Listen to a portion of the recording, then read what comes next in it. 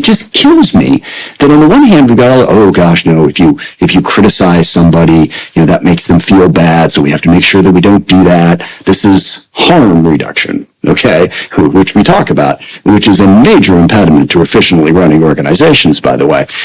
If you get to that level. And then you got the people on the other side who just say, that they ought to be able to yell and abuse whoever they want because they're in charge. Why is it so hard to just go, okay, let's balance that and reasonably and responsibly help people get better instead of trying to tear them down?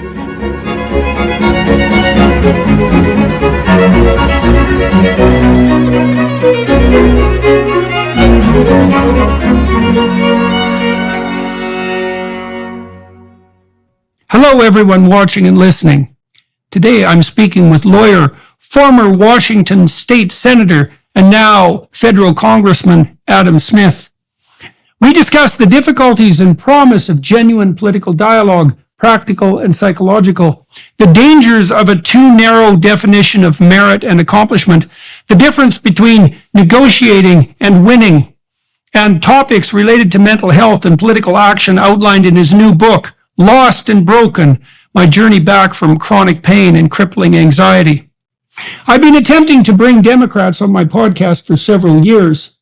Congressman Smith is the first sitting House member, or senator for that matter, willing to take the risk and to combat in that manner the dangerous polarization that presently confronts us. All right. Well, Congressman Smith, thank you very much for agreeing to talk to me and to everyone watching and listening today. You and I have met a couple of times before in Washington in preparation for this. I've met a lot of Democrats in Washington, congressmen and senators. Many of them were willing, if not pleased, to speak with me there, often pleased too, I suppose. It's been somewhat tricky getting Democrats to talk to me on my podcast for a variety of reasons, and so I think that's unfortunate, but I'm pleased that you have decided to do that. And I guess I'm probably curious to begin with why you agreed to do this and also what you're hoping to accomplish. And then we'll dive into the political mess a bit. Sure. I mean, it has been my sort of approach to politics from the very start, and I've been doing this a long time. I got elected to the state senate when I was 25 years old. Heck, I started that campaign 2 years before it ended. So at the age of 23, I decided I wanted to run for office. One of the things I sort of learned as I campaigned back then, doorbelling, basically I knocked on every door in my district, well, every door of a registered voter, to be perfectly honest about it, is the best thing we can do is be open in our conversations. And as a general rule, I'll listen to anybody. I represent 750,000 people, and I represent every single one of them, not just the ones who voted for me. And I have found that I learn a lot if I'm open to listening to people, particularly people that I disagree with. And then also just from a messaging standpoint, I developed a campaign philosophy, which is never let the other side occupy the space. So way back when conservative radio started in the 90s, they wanted me on, I went on, let's talk. I mean, I'm not afraid of the conversation. By coming on someone's show, I am not endorsing everything that they've ever said. I believe that is the most effective way to represent the district and the most effective way to be a successful politician in general. I'm regular on Fox News. I did Matt Gaetz's podcast just a couple weeks ago. I've been on Tucker Carlson's show, and back in the day, Sean Hannity. I just believe that's the right way to engage in general. And in this particular moment, when our country is becoming more and more divided, it seems to me like more and more people are simply deciding, part of their decision is, who am I not going to listen to? Who am I not going to engage with? And I think in a representative democracy, that is an incredibly dangerous thing, to get that divided. So I definitely want to engage, and certainly I know a number of people who are big fans of yours. You have a very wide following. You are an influential person when it comes to culture and politics. And for any side of the debate to say we're just going to try to block that, I think it's incredibly counterproductive. That's for what I'm hoping to get out of it, is just hopefully an informative discussion. Whenever I go into these things, for the most part, I hope to learn something, and I hope to offer something that the other person can learn as well. And one final point on this is, I think too often now when we're getting engaged in debates, the goal is to force the other person to agree with you.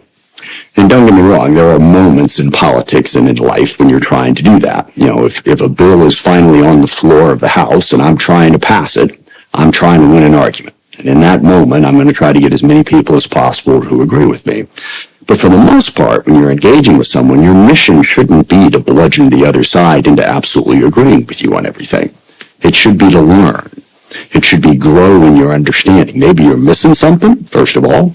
Second of all, maybe if you listen to the other side, you will better understand how to make your own argument. So I always find the most interesting discussions to be with people who I don't agree with on everything. So to me, it's a logical thing. So there's two things there. I mean, the first is part of the reason to talk to people with whom you disagree is that you're going to run into disagreements with what you think in the world from nature and from culture, from other people, from yourself.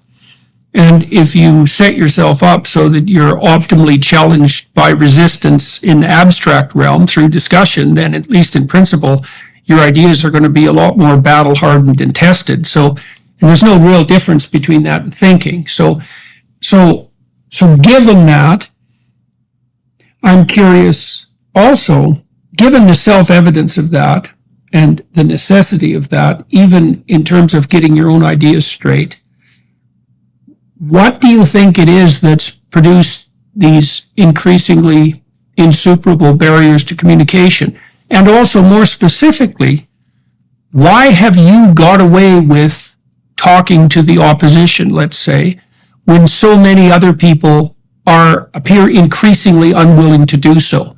I mean, you said, you've talked to all sorts of reprehensible people on the right-wing side. You didn't say reprehensible. I did not say reprehensible, and I don't believe. I said that. Yes, I don't believe reprehensible. Yes. I said that, definitely. And the walls haven't come tumbling down on you. Now, people are afraid of cancel culture, and they're afraid of being mobbed and alienated, and they're often afraid of that if they step across whatever the divide happens to be at the moment. But, by your own testimony, you've been talking to people across the aisle, and the walls haven't fallen down on you. So why is that? And why, if that's the case, and it can be done, why do you think so many people are loath to do it? Well, I think the biggest reason, I'm trying to figure out how to put this, because it's hard. Okay. It is difficult. And I will tell you right up front, and also I've been doing this for a long time. I think it's one of the benefits. If you take me back to my 20s and everything, I would develop strong opinions about things. I'm a very passionate person. I believe strongly in a number of different things, and I believe in advocating for them. And I would build up to a good belief. And then I'd run into someone who would say a bunch of things that I hadn't thought of. And it's an incredibly unsettling experience. All right. Because first of all, you're like, oh my goodness, I put myself out there, and am I wrong? Okay. Am I missing some huge thing? And I sort of run back in my mind. I was just at this event and I just told these people, this is the way it is. This is the way it has to be. And oh my gosh, I've spread this message and I'm wrong. Yeah. So it's difficult in that regard. And then whenever that happens, there's, I think, off the top of my head, two possibilities. One, you are in fact wrong. You missed something that is crucial to what your position is. Or two, the argument has come at you that you haven't had the chance to think your way through it.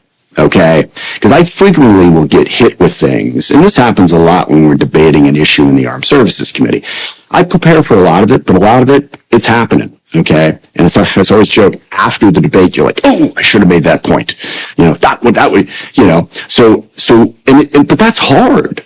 Okay? It's really hard to go back and go, okay, how do I counter that argument? I know what I believe it if I can just go out there and say it, but now I got to counter this.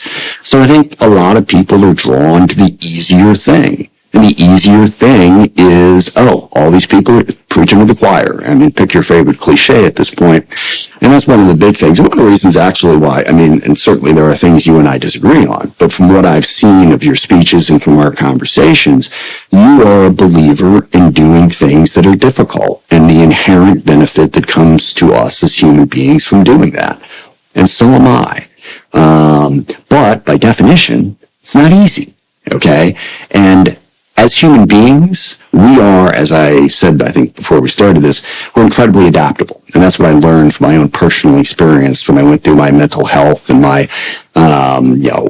physical health problems is human beings are incredibly capable of getting better. All right. If you work at it, that's number one. But number two, it is rarely our first inclination to do something that's uncomfortable.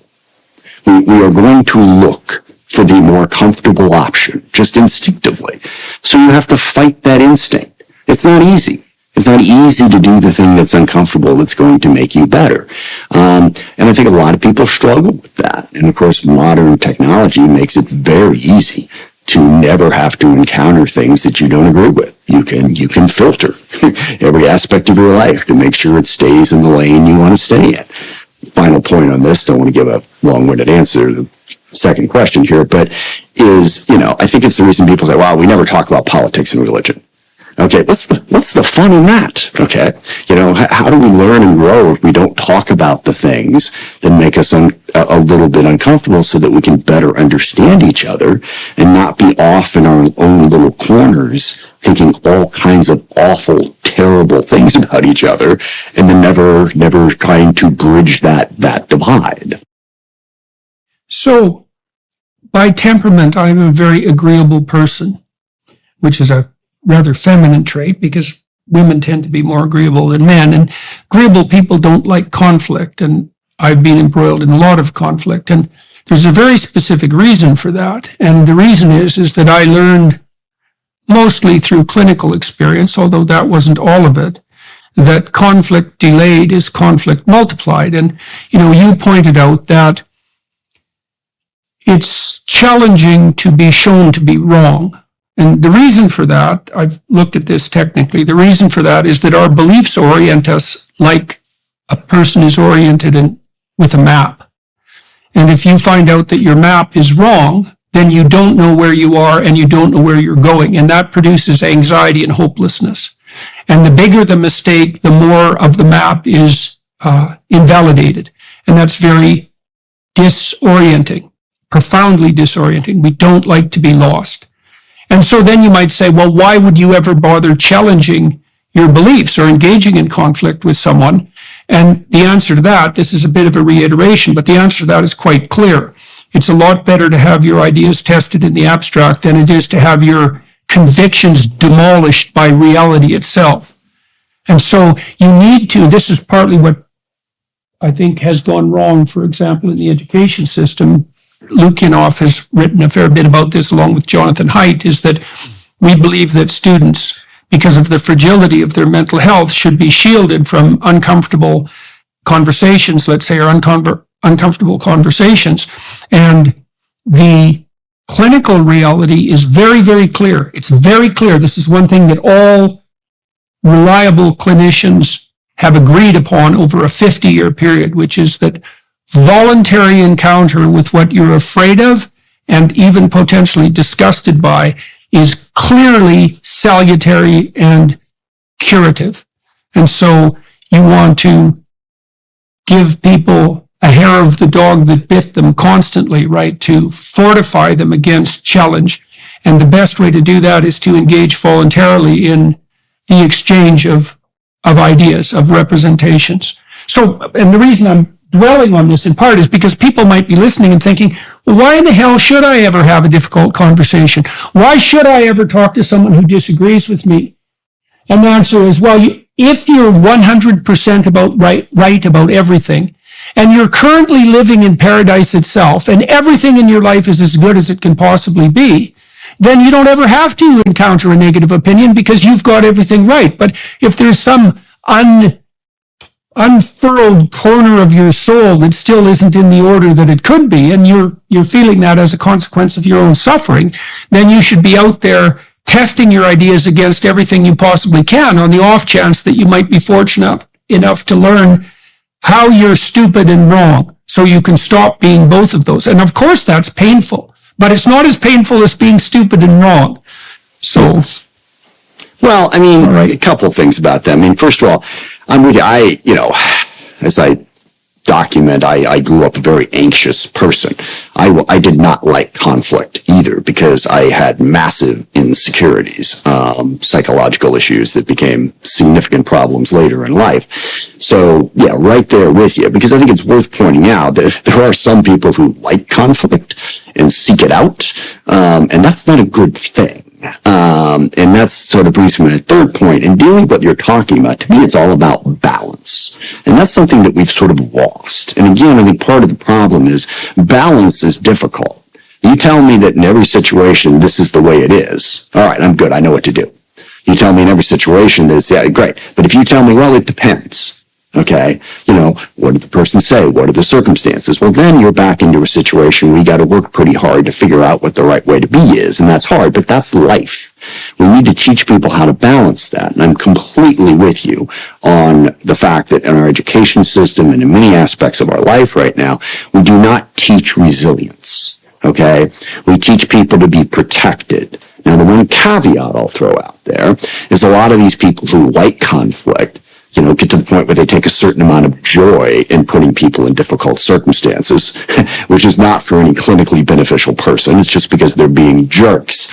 So you can empower a lot of people acting like jerks by saying, well, of course we have to test them. So you always have to try to have a balance here. The purpose of conflict is to help people get better. And you have to understand that. The purpose of conflict is not so that you can attack somebody. Right. I see this, frankly, a lot of times in parenting. It's really important. I have a 23 and a 20-year-old child, but my wife and I have raised two children now and have experienced this. And we're human. We're trying to educate our children along the way, teach them how to be better. But also, we got our own stuff going on here. Okay, so when you're getting angry at a child, is it because you're trying to make them better, or is it because you're trying to score a point? And you really need to try to figure out how to balance that. And I think a lot of people don't. So if you can balance those two things, it's fine. I mean, I'm completely with you on the resilience thing. But you also have to guard against resilience being just an excuse to abuse somebody. So with regard to scoring a point, so you imagine that there are two ways of establishing a modicum of psychological and possibly social stability. And one would be to negotiate a settlement voluntarily so that you and I could exchange our opinions and come to a negotiated agreement about the nature of the present and about the nature of the desirable future, right? Now, the advantage to that is that if it's voluntarily negotiated, you can go off on your own and I can go off on my own, and we'll walk down the same path without a lot of mutual supervision. So that's very helpful. Another alternative, though, is to attain a certain degree of comparative status. And so it turns out that the serotonin system monitors comparative status. And so if I score a point on you, in principle, that elevates my status above you. And then you might ask, well, what's the advantage to that? And the advantage to status acquisition is a raise in central serotonergic function, and that dampens negative emotion. And so you can imagine there's two deep sources of the conflict between two different approaches to problem solving, right? If I can attain comparative status, people are trying to obtain comparative status very constantly in our culture, often without doing the requisite effort. But the advantage to that is that the status boost does produce a quelling of negative emotion. Now, it's not as good a solution as a negotiated peace. The problem with a negotiated peace is that you have to wander through the bloody disagreement and sort out all the intervening conflicts in order to establish the peace. If I could try to put it a little bit more simply, when you're having a discussion with somebody, are you trying to solve a problem? Are you trying to get to a fair result? Or are you trying to win? Okay. And there's a big difference. And I think in a lot of the disagreements out there in the world, too often now, people are trying to win. Okay. They're trying to own the other side. Me, temperamentally, I don't know why, but I'm a peacemaker. Well, I think it's partially because I grew up anxious and there were, things in my family that were a little disruptive, and I just want peace and stability. And I learned early on, and it's not that I'm not selfish and not passionate and don't have things that I personally want. But as I grew, I realized that above all of those things is I wanted a peaceful environment around me. And if I'm going to achieve a peaceful environment around me, I have to care what other people want and what other people think too. And you have to work at that. And that's where I think the conflict, I think you're right. I think you get that initial high, I was right. Now I'm going to win the argument. Now everybody has to do what I say from here on out because I've proven that I am the superior intellect in this place. It's like, yeah, that doesn't work too well past a certain point. We all have our ups and downs. And again, I really want to emphasize this point. I've negotiated a lot of things over, 33 years that I've been an elected official. And it's so crucial if you're going to negotiate something. Actually, I'll quote something a good friend of mine who's a very successful businessman told me. If he's involved in a business deal and when it's all over said and done with, he got everything he wanted, he knows he did it wrong. Okay? Right, because it's got to be about how we keep everybody on board. And I worry that as we become more dogmatic in our politics, in our business, in Little League, for crying out loud, it's like, no, we have to win. We have to be the one on top. It's like, okay, but you're in for a whole lot of conflict if you don't care at least a little bit about whether or not the community as a whole is getting to a fair place. Okay, so that's a great segue, as far as I'm concerned, into a political issue that I've been longing to hash out with the Democrats, for example, who will talk to me. I'd like to explain momentarily why I'm not a fan of identity politics. And it's relevant, I think it's relevant to the concerns that you just laid out. It's incredibly relevant, right. Yes. Okay, so what I see happening in the broad culture, and this is part of the culture war, is this increasing insistence that I can define myself in precisely the terms that I want to define myself. Now, that tends to devolve into something like sexual identification or ethnic identification or some other group identification, which is also something I think is incredibly dangerous. But here's the problem with this, and I've been trying to think it through from the perspective of a psychotherapist. On the one hand, I could claim that one of my clients, for example, has the perfect right to define themselves subjectively, but that runs into a number of problems. And the problems are, for example, that sometimes people's subjective self-identification is clearly counterproductive. So anorexics, for example, think they're too fat when in fact they're generally on the verge of absolute starvation. And people who are manic get a very expanded sense of self-confidence and believe that they can do all sorts of things that they can't and that they have resources that they don't, and so forth. Almost everything about psychotherapy is actually about identity. And so it's clearly the case that you cannot merely identify yourself subjectively and proceed appropriately in the world on that basis. And here's why I believe, and this is partly, I think, what's tilted me more towards conservatism insofar as I am tilted in that direction.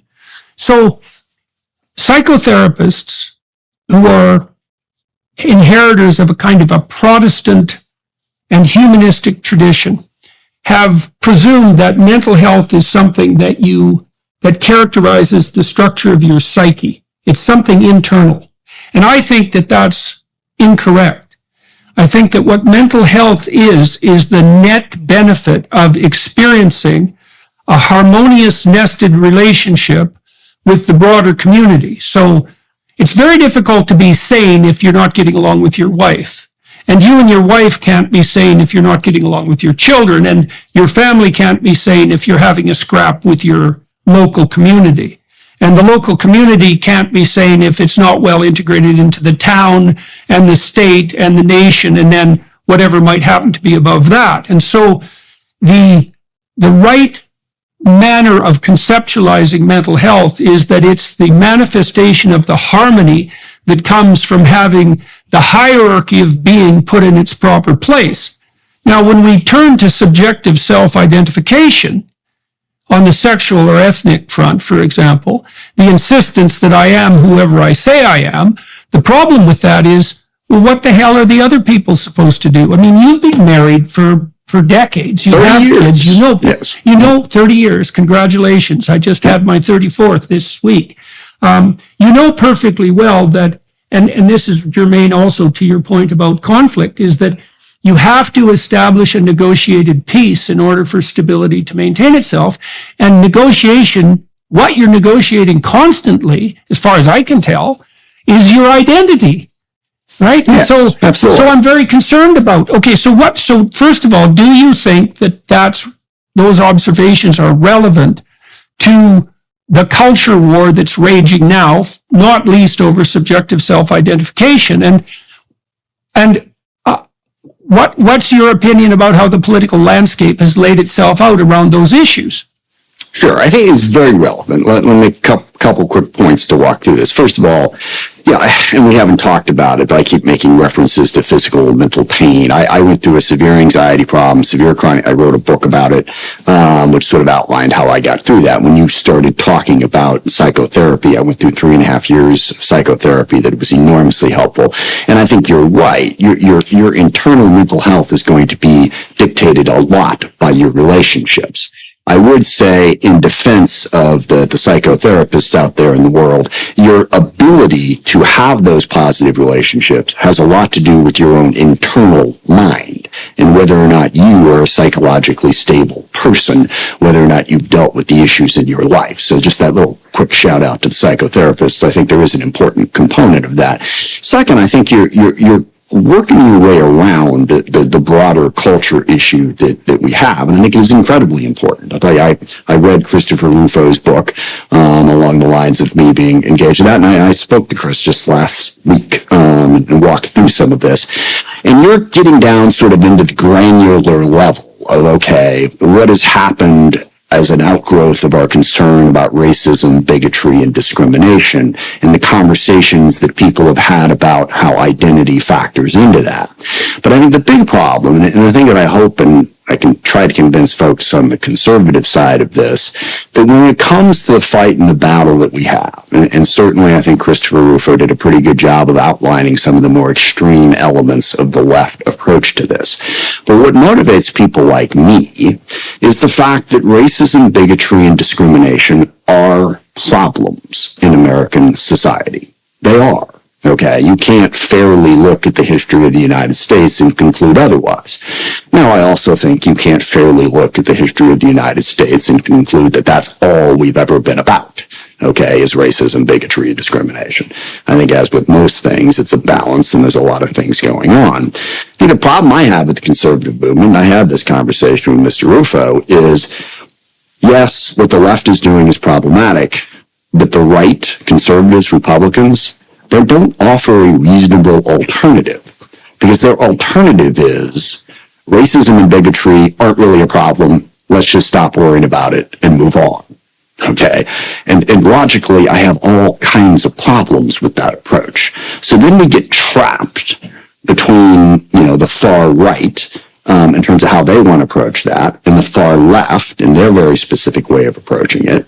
And to answer one of your earlier questions that I skipped over as to why I can be successful doing this, I think the overwhelming majority of people are in fact looking for what I'm talking about, an open and engaging approach. They're just not offered it altogether that often. And that's where we're trapped in identity politics, is these two extremes, okay? Racism, bigotry, and discrimination is everything. Every single decision, every single thought you've ever had has to be focused on identity. And then the other side, not a problem, not worth thinking about. There's a lot in between there that I think we could work on to build a better society. It's time to take your fall style to the next level. Dressing for Success can help you look better and be more confident. So whether you're attending an important meeting or networking event, or simply want to impress your colleagues, Mizzen & Main has everything you need. Their clothing is comfortable, breathable, packable, and machine washable. Their dress shirts are designed to help you close out the year in style. Whether you're shopping for a special someone this holiday season or giving yourself the gift you really want, Mizzen in Maine is the perfect gift for any guy who works, travels, plays golf, or wants to look and feel great. And let's be honest, that's every guy. So what are you waiting for? Spruce up your fall style with Mizzen in Maine. Go to mizzeninmaine.com and use code Jordan to get 25% off any purchase of $130 or more. That's MIZZEN and Maine.com. Promo code Jordan for 25% off today. So when I've gone to Washington and spoken, in this case, primarily to Democrats, I've also worked with the Democrats a lot. I worked with a group of people in California, my friend and former student, Greg Hurwitz, on Democrat messaging for about 5 years. And I've had a lot of conversation with Democrats. And one of the things I've often asked them, this is a very complicated problem, is when does the left go too far? And it's a complicated problem for a variety of reasons, I would say. The first reason is that most of the excesses on the progressive left camouflage themselves in the guise of compassion. Now, I know there are bad actors on both sides of the political spectrum. There's bad actors in the religious domain. There's bad actors in the scientific domain. And these are always people, they have a very identifiable set of personality characteristics, generally bordering on the psychopathic, that will use a moral stance to put forward their own agenda instrumentally or to torment other people. And there's a very well-developed psychological literature indicating this. And the problem there is that boundaries have to be drawn to stop those actors, the psychopathic types, from invading the general culture and taking it out. And a small proportion of people like that can do that. Psychopaths in general, by the way, run about 3% of the population. That's about as successful as they ever get, but they're an omnipresent threat to cultural stability. Well, I guess that's a little lower than I thought, so I'll take that as good news. But yeah. Well, it is good news because it means that 95% of people aren't like that. It's very good news. Now, the bad news is that it doesn't take very many people like that to cause an awful lot of trouble. Now, the other thing that happens on the left, and this is different than the right, is that people on the left do have more difficulty temperamentally drawing boundaries. And you can see this in the rhetoric that right and left use. Well, this isn't a criticism exactly. no, I'm just thinking. A boundary can keep good things out just as much as it can keep bad things out. And so the liberal bet, especially the leftist bet, is the more information that flows freely, the better off everyone is. And the conservative rejoinder is, yeah, but not all information, because some things are so toxic they can't be digested. And then the discussion is, well, what should we allow in and what's too toxic to be digested? And that has to be constantly discussed because it shifts and changes. And that's part of the reason why free speech is necessary. But what I've observed, like I've asked, for example, virtually every Democrat I've ever come in contact with, when does the left go too far? I'm going to decorate that with one other observation. So one of the disciplines I studied, social psychology, the social psychologists insisted for 70 years that there was no such thing as left-wing authoritarianism.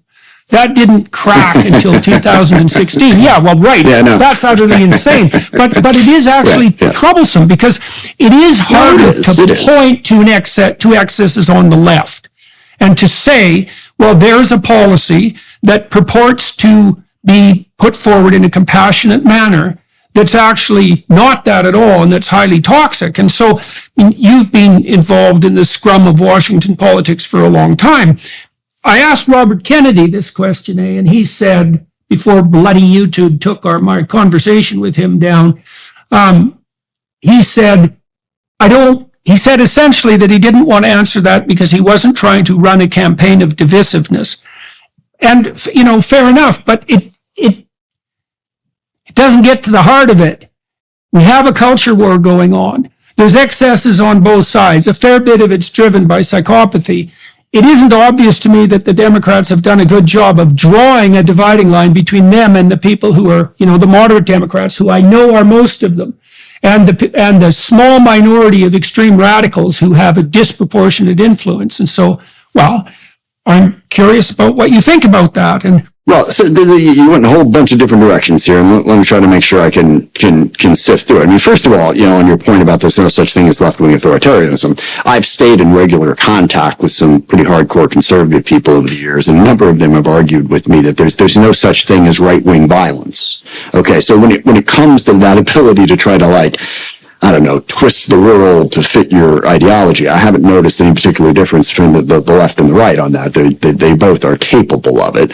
Second, you raise a really interesting point, which I will just mention briefly and not go down that it's not a rabbit hole. I won't go down that discussion because I want to get back into that, when does the left go too far question.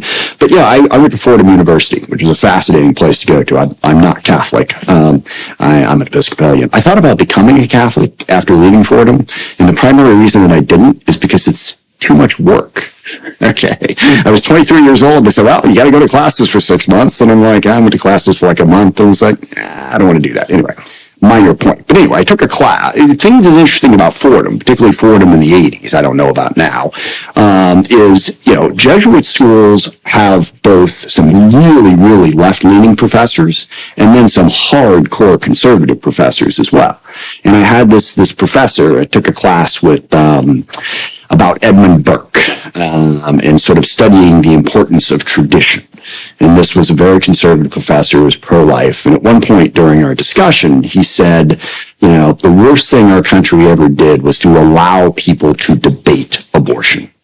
And at the time, I was 21 years old, I had a very liberal mind. My parents had raised me that, we have open debate, we do all this other stuff. And, and it struck me as like, just, who is this guy, saying that we shouldn't even talk about it. But when you stop and think about it from a logical standpoint, he was pro-life. He didn't want any abortion to be legal at all. It was illegal. So if we didn't talk about it, he was going to stay up top. So that's an interesting little debate about how much freedom of information, depending on what you're trying to accomplish. Personally, I'm with you. The more we talk about it, the more we get to the right answers is what I believe on that front. But on your question, when does the left go too far? When does the right go too far? One of the things I've discovered is it's best not to engage in that type of conversation. I take a vastly more practical approach to it, and I will specifically explain what you mean, and then I will answer that question. So when I look around the Seattle-King County area that I represent, my district's now entirely within King County. It's changed over the course of my 27 years of representing it. We have a significant problem with some very specific issues. We have a problem with homelessness. We have a problem with drug abuse. We have a problem with crime. And we have a problem with affordable housing. All right. So when I dive into this, I don't dive into it going, okay, who's the moron who let this happen? I dive into it like, okay, what are we going to do about it? All right. Well, what's working? What's not working? How do we actually get to the point where we better address those issues? And within that context, the specific answer to your question as to what's problematic is that the left has moved too far in the direction of let's look at the broader societal causes of these things, which, by the way, is important. It is. Okay. If you have more economic opportunity, if you have better access to healthcare, if you have better access to education, all of those things that I just mentioned, with the possible exception of the affordable housing problem, which is complicated, get better. That is true. But if you take individual responsibility completely out of the equation and say, we're just going to look at broader societal problems, that's where you get into trouble. We need to get a balance. And I've had this conversation with a number of different folks, community-based organizations, county government, city government, as I'm trying to sort of work through this. And I asked the question, well, okay, broader societal stuff, I get, but what role does individual choice play in a decision to abuse drugs, in a decision to commit crime? And frequently the answer I get back is, well, it really doesn't. Which is wrong. Okay. I mean, I'm not getting into some broader ideological, oh my gosh, you've gone too far. I don't care about that. You're adopting a policy that is going to make it more difficult to actually help people. And I'm progressive on this. I believe in alternatives to incarceration, okay? I believe in, getting people into treatment. So that's issue one, is there any individual responsibility here? Do we set expectations for people? Do we hold them accountable for their actions? And at a small level, okay, you don't take a homeless drug addict with a mental problem and say, okay, you got to go to work 40 hours a week starting right now. No, okay, I get that. But you could be a little something, okay? Let's do a little something today, we'll do a little more tomorrow, and we'll do a little more the next day. They're rejecting that. And then the second problem is individual agency, okay? And I also, I believe in that, okay? You can't just, again, grab somebody, pull them off the street, throw them in a mental hospital and tell them to get better. Okay. You want to work with them to get to the point where they're making individual choices, but they're making the right choices. And I think we've gone too far in the other direction of, look, we can't tell this person what they should do. Okay. When they're ready, okay, they'll seek treatment. When they're ready, they'll move on this. It's a lot more of a balance. Okay. And I think in our approach, looking at the broader societal issues, also looking at some of the authoritarian problems. I mean, look, we incarcerated too many people in this country over the course of 60 years. It became the easy button for public policy, and it ruined a lot of lives. It absolutely did. And we should fix that. But you don't have to go all the way over to the other side where, okay, we can abolish the whole criminal justice system and everything will be fine. The problem we run into in our community is, so we've got a lot of people pushing that further out agenda on those two issues. And then, as I keep saying, what's the conservative alternative? The conservative alternative is, well, let's just keep locking them up and let's pretend that racism doesn't exist. Well, my community isn't going to go for that. I'm not going to go for that. I think we need a more balanced approach, but that fundamentally, to answer your question of, it'd be wrong to say, and when we spoke once, you put the question as, well, what is the Democratic Party doing wrong? Democratic Party is a big amorphous thing. You put the question a little differently today. What is the left doing wrong? I would say those are the two issues. We need a better balance that takes into account personal responsibility, individual choice, and the need to help people get to a better place. I've taken to summing it up from a meeting I had a week ago. The phrase, meet people where they are. I completely agree with that. It's long been my philosophy. When I'm trying to pass a bill or get a vote, I got to understand that person before I'm not going to come in and tell them to be something different. So meet people where they are. I amend that to say yes, but don't leave them there. Okay? Yes, the person's homeless, they have all these difficulties. Now, what are we going to do to help them get to a better place? That is the way I would describe that challenge. So I agree with you in relationship to the dearth of, let's say, conservative alternative vision. I think that's a real weakness on the conservative side, and maybe even more specifically on the Republican side. So we can return to that later. I wanted to embellish your comments about agency and responsibility a bit. So technically, there's not much difference between agency and hope. They run on the same neurological circuit. So if you believe you can do something, well, that's a hopeful vision. And hope is positive emotion, broadly speaking. It's mediated by the systems that produce positive emotion and indicates the probability of successful movement forward. And so by attributing all problems to society, you risk removing individual agency. And the consequence of removing individual agency is you destroy hope. And that's not a positive thing. And then there's another element that plays into that I'd be interested. I want your opinions on all of this. But one of the things I've noticed as I've traveled around the world speaking to my audiences, let's say the people who come to listen and to consider, is that if I draw a relationship between responsibility and meaning, the crowd always falls silent. And the reason for that, as far as I can tell, is that the meaning that sustains us in life is actually a consequence, not so much of having the right to do whatever we want. So that would be on the hedonic side, which can lead to a very short-term and impulsive orientation, self-centered orientation. Instead, it's the meaning emerges as a consequence of bearing the responsibility for yourself and for your partner and for your family and for your community. I mean, literally, that's where the meaning comes from. And if that's demolished, and that's on the personal responsibility side, if that's demolished, you leave people bereft of meaning.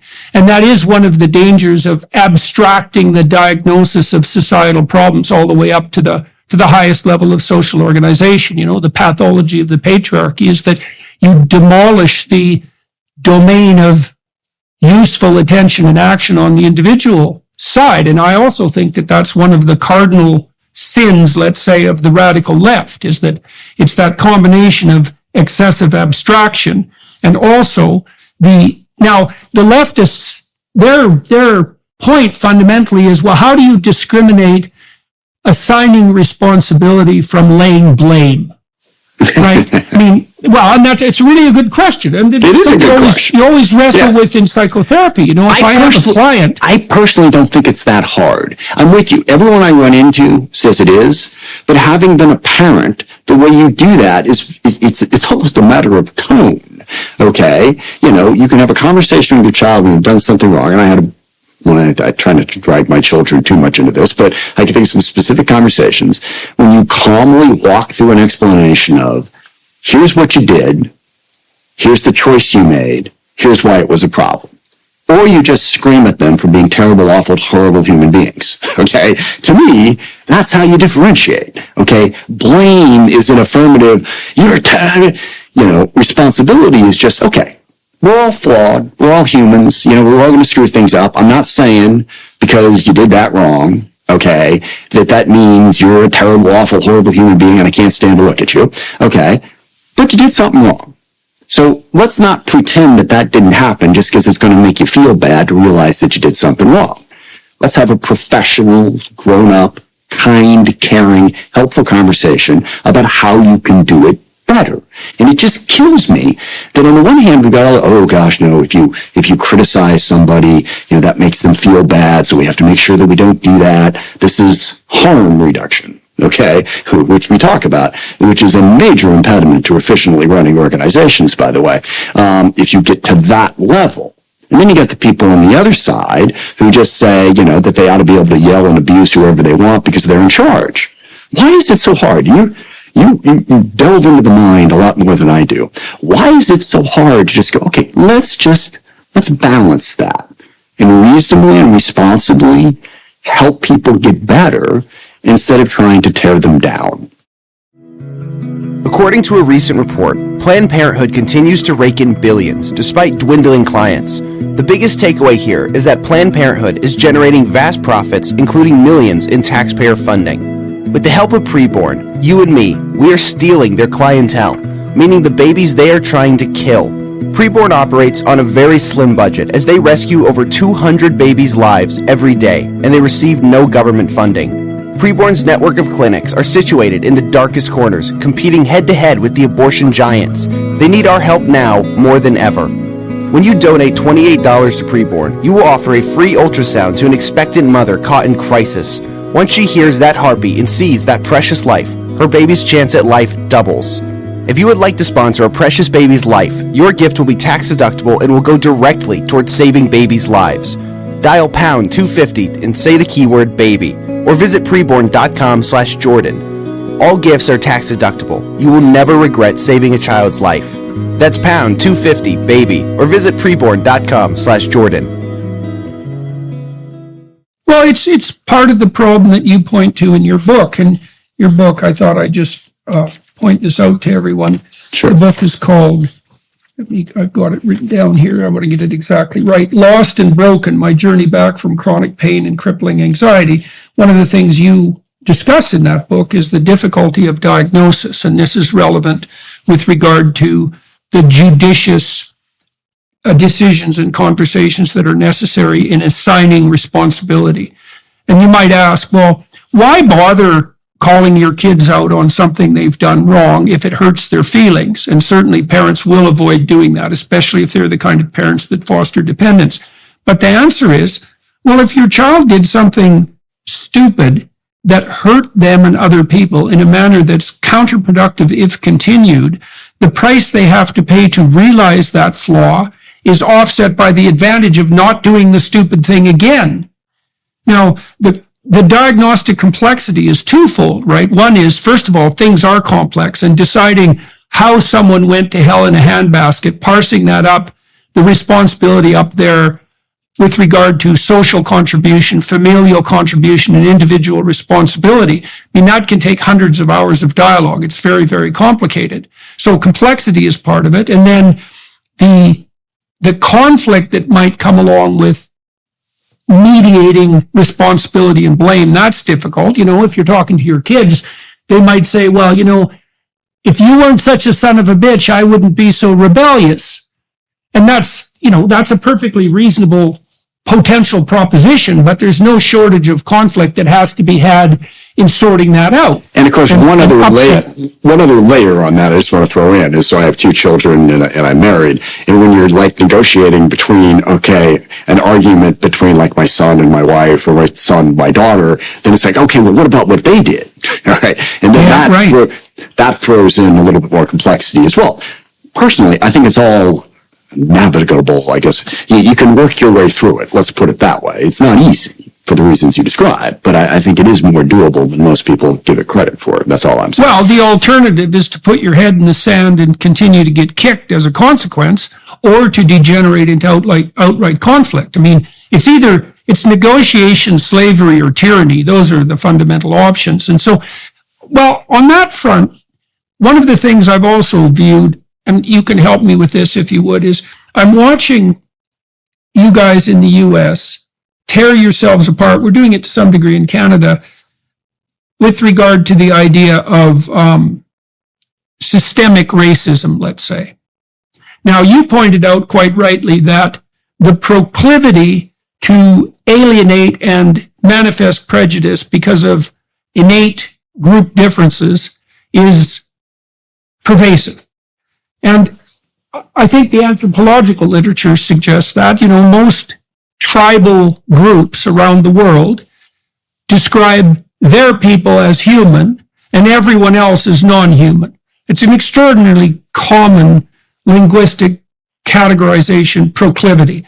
And so I think you can make a strong Hobbesian case that although people are cooperative and will reach across the aisle, that generally we tend to think of the people like us as human and the people who aren't like us as not human. And so out of that comes, just to be clear, systemic bias and racism. I don't know that I would go quite that far. I would say we tend to be tribal.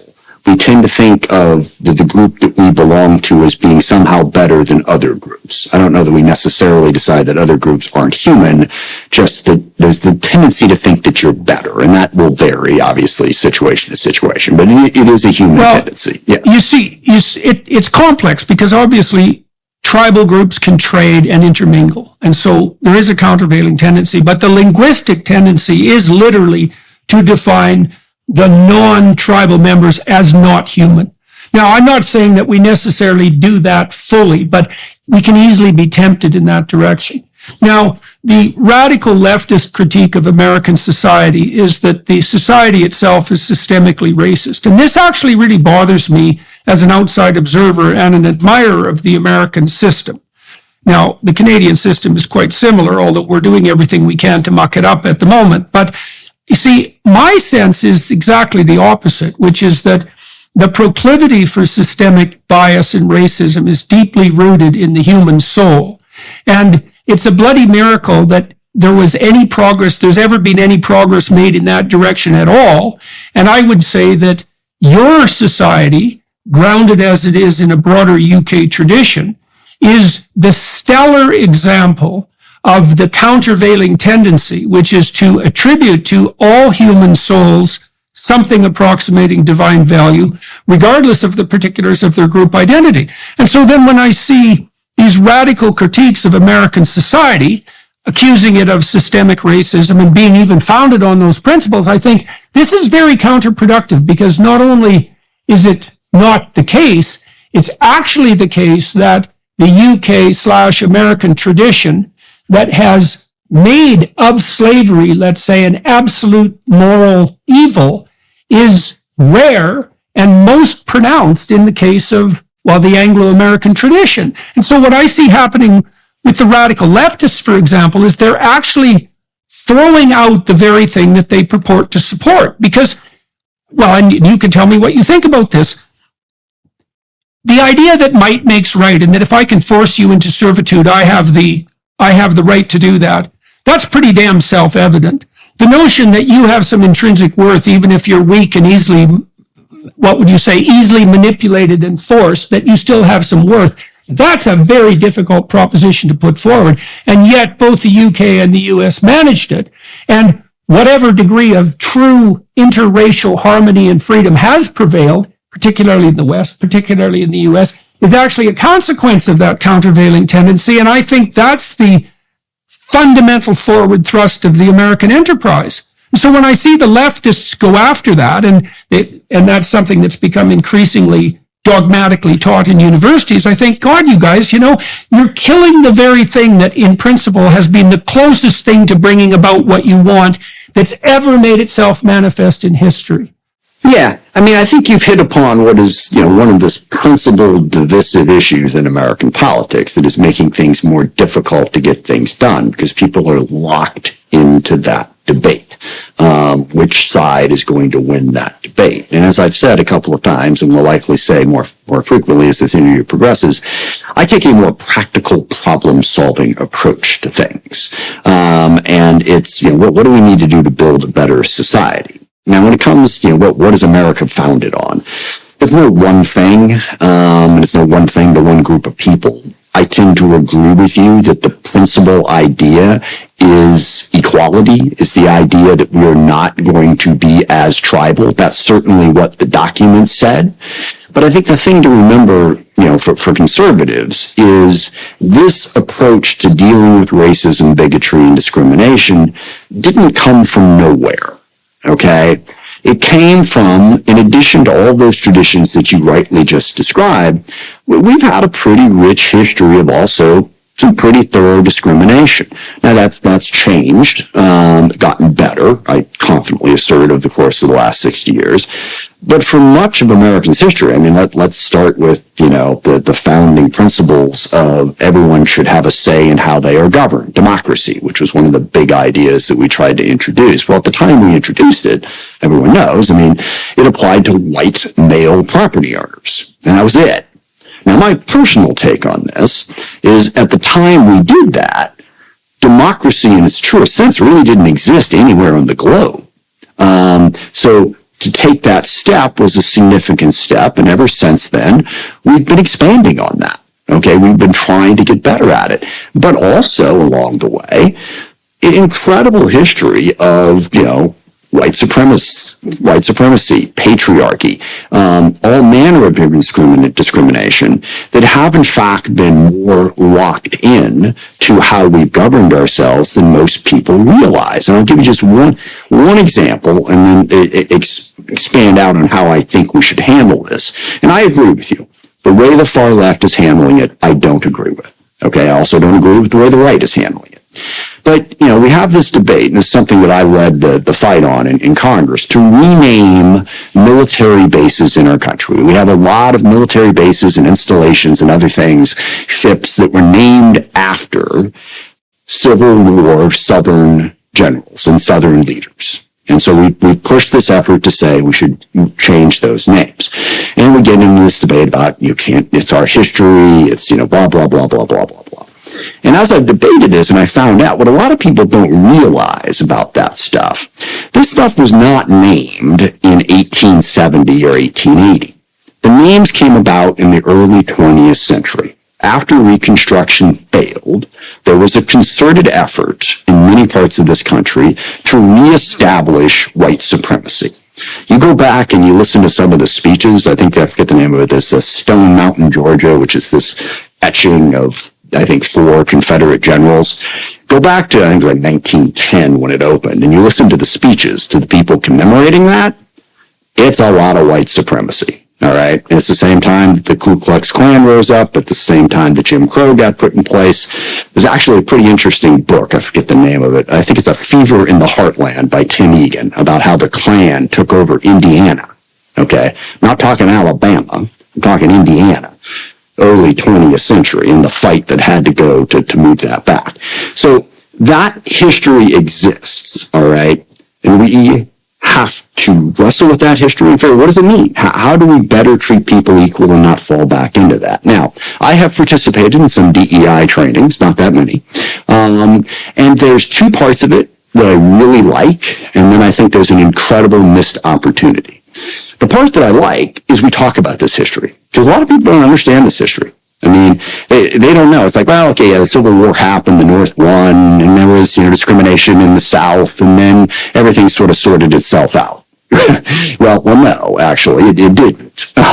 Well into the 70s, 80s, 90s, okay, there were significant problems in all of these areas. And if we educate ourselves about that history, we will better understand our own country. And frankly, I think we'll better understand how difficult it is to achieve the ideals that you talked about. This is what we're trying to do, but it doesn't necessarily come easily. So understand that history. And then the second piece of what they try to do is, and the individual that you're working with, what's their story? Who are they? Okay. If you are a black person growing up in America, you had a different experience than if you were a white person growing up in America. And if you're going to work with somebody, whether it's in an office or a school or wherever, having a conversation and understanding your colleagues, I think, is a very positive thing. Now, where it goes off the beam, in my estimation, is it then sort of talks about how discrimination and bigotry is unique to white Western culture. Okay? That's pretty, that's right. Well, Now, to call that wrong is to barely scrape the surface. Yeah, it's a universal human proclivity. It is, but understand that under the circumstances, and there's a lot of different reasons, but white European culture emerged as the dominant culture, 19th century thereabouts. Actually, I'm reading a book called When China Rules the World. It's written in 2009. It's an assumption about how China's coming and what's it going to be like. And it sort of walks through this history of, how... And it, to some degree, was an accident of history. Guns, germs, and steel, right? Whatever played out, this particular group of people became dominant. It was white men, so therefore that discrimination was the discrimination that dominated a significant chunk of the globe. It's not irrelevant, all right, to point out that came to pass. I think it is more helpful, and going all the way back, and I'll close with this, to your identity comment. What I find most useful is when we talk about things that talk about our shared humanity, as opposed to the things that make us different. And of course we're different. Of course men are different from women. Of course, whatever your cultural background is, it's going to make you a little bit different from somebody else. It's so much better when we talk about the things that we have in common. And I think one of the things we have in common, no matter who you are, is a feeling that other people don't understand you. Okay? I mean, that's a pretty universal thing in my experience. So if you want to get together and talk about, well, here's my experience, but we shouldn't segregate it based on race or anything like that. We should put humans together and say, discrimination, bigotry, bias, these can be problems. Let's talk about how we have things in common instead of how we're different. So I think we could do a lot better. But again, the problem is, and we had this debate in the House Armed Services Committee on this year's defense bill, now that the Republicans have retaken the House. I was the chairman of the committee for 4 years when Democrats were in charge. Now I'm the ranking member. Diversity, equity, and inclusion was a huge part of the debate. And the debate on the right was, we got to get rid of it. Lock, stock, and barrel. We just got to get rid of it. I just think there's got to be a better answer. I don't like the way the far left does diversity, equity, and inclusion. But the idea that we can just say, it's all good, no racism here, no bigotry, let's just move forward and not talk about it, I am at least equally troubled by. Yeah, well, what seems to have happened to me on the DEI front, especially, is that, and this has been partly abetted by psychologists who put forward the implicit association test, for example, which purports to indicate that the standard psyche is wired up, rife with implicit biases of sufficient magnitude to warp the entire social enterprise. These are very weak tests, by the way. They're not very valid. They're nowhere near valid enough to be used for clinical diagnosis because there are very stringent criteria established to allow a test to be used for clinical diagnosis. And the accusation of racism is a kind of diagnosis, and you cannot do that with implicit association tests, period. 2 of the people who made the tests, there are 3, have already disavowed their use for such purposes. And so what I see happening with the DEI movement, at least in some not small part, is that people who are advancing a particular view of their own moral virtue and who are misusing the science in unforgivable manner are elevating their status in the public domain by purporting to be compassionate when in fact all they're doing, most of what they're doing, is feathering their own nests at the expense of broader social harmony. I see very little good in it. Yeah, and I hear that. And certainly, people will always try to, push the debate, in their favor. And as I said, I go to great lengths to avoid those sorts of traps and get back to sort of just practically what are we trying to accomplish here. I'm thinking as we're talking about this, about the question that was popular, and may still be, do you think healthcare is a privilege or a right? They'll ask that question as if the answer has some sort of significant impact on the quality of your healthcare system. Call it what you want to call it. It's a public good that we need to figure out how to deliver in the most efficient and effective way possible. Let's work on that. But people are always trying to position themselves. If I can get people to use the right language, I win. Okay? And the thing is, that's not entirely wrong. Okay? But it also distracts from the practical problem solving of how do we actually improve things. So more so than just about anybody you're ever going to come across, I will fight against that. I will not answer those sort of, well, do you believe it? It's like, let's talk about what we want to do with the policy. I'll talk about that. I'm not going to pick your word or her word or his word. Let's just work on solving the problem. But I'll give you one of the examples that I give a lot of times about why I think DEI is important. And my district is kind of fascinating. I graduated from Tyee High School, which is right by SeaTac Airport. My father was a baggage handler for United at SeaTac. That's why I grew up there. And when I graduated, South King County, which is south of Seattle, was a white blue-collar suburb. That's what it was. It has diversified massively in the 40 years since I graduated from high school. And one of the things that I've noticed in the community, I'll talk about me first of all, is I was like 10, 15 years into my career in Congress when I looked around and noticed that most of the people who were working in my office were white. There's no problem between men and women, and the reason for that, most of the time, the first job that you're going to get is going to be because you know somebody. It does happen that someone just answers a want ad and they get a job. But for the most part, it's connections that help move you forward.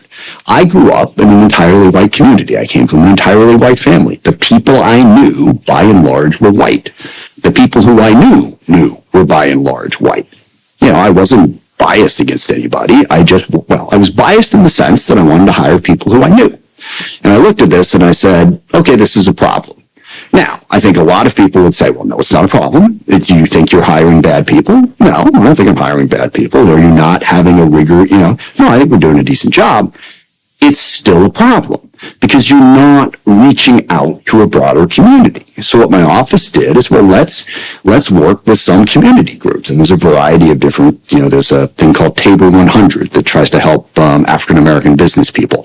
And I'd worked with them a lot. There's the Black Collective in Tacoma. There's El Centro de la Raza that works with the Hispanic community. A variety of different groups. And I said, when we have a job opening, now what I'm going to do is I'm going to reach out to them. I'm going to say, I got this position. Who you got? And it diversified my workforce. It ebbs and flows for a whole bunch of different reasons. I think it's really important that and I'm going to go ahead and use a left-wing word here. It's about the only one that I like. You have to be intentional. And I believe in that. If you're trying to get something done, it doesn't happen by accident. So you have to affirmatively reach out in that way. And I think we need to have those types of programs. And a lot of people... I would say just on technical grounds, your argument is correct in relationship to competence, because the case you're laying out essentially is that because of the ethnocentric structure of your connection network, there were potentially qualified candidates that you were unlikely to come into contact with.